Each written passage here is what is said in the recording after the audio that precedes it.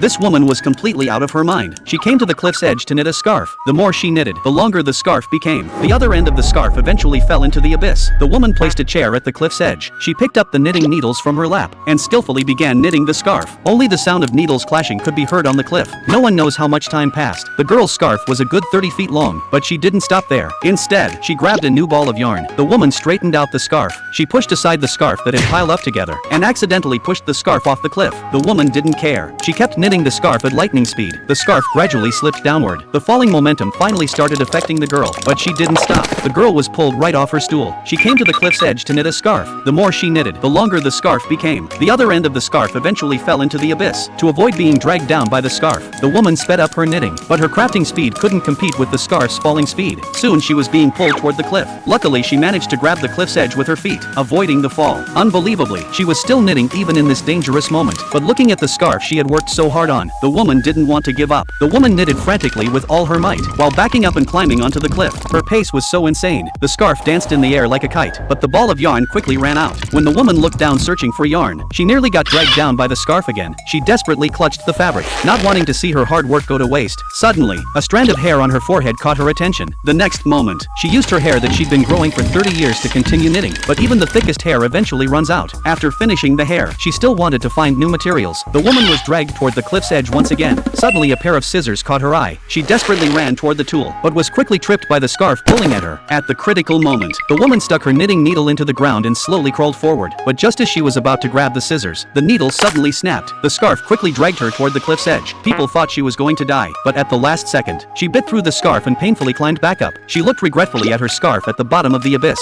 Her hands unconsciously repeated the knitting motions. This adventure had left a deep impression on her. She threw her knitting needles straight into the abyss. But shortly after, the woman returned to the cliff's edge with a small stool. This time she had prepared plenty of yarn, determined to knit the longest scarf in the world.